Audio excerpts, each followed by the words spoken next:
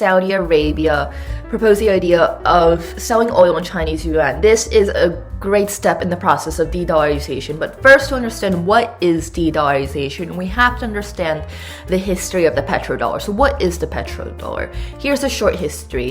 In 1974, after the Yom Kippur War, which caused an oil embargo by OPEC, the US came up with a military alliance between Saudi Arabia and the US. The Saudis would get defense, and in exchange for receiving defense, the Saudis would sell oil in US dollars and invest dollar surpluses in US Treasury bonds.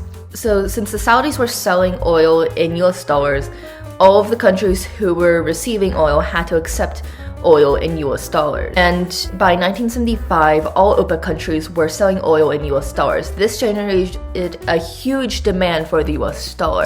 As a result, the US dollar became the default trading currency in the international market.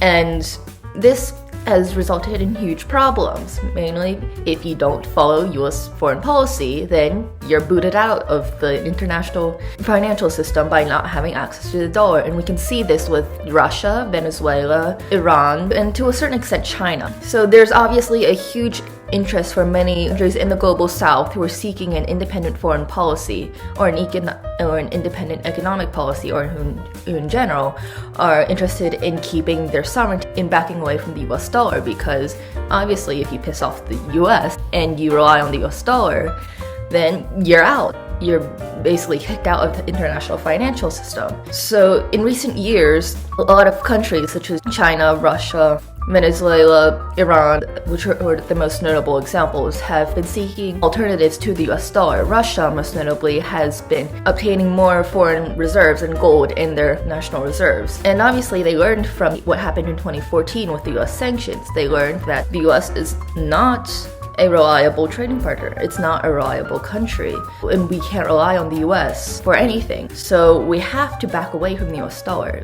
I know I'm probably exaggerating, but that is the gist of what Russia did. And we can see this with Saudi Arabia today. Saudi Arabia views the US as a less reliable ally, and they don't think the US is giving them the same level of defense as they did in, say, the 1970s or the 1980s. And most notably, the US has backed away from supporting their campaign in Yemen, their genocidal campaign in Yemen. So who did they turn to? They turned to the Chinese. And I don't condone China's support of Saudi Arabia or Israel, but at the same time, I can't deny that this is a huge step in backing away from the petrodollar hegemony and from US imperialism. That we are witnessing a birth in a multipolar world, and this is only one step towards it.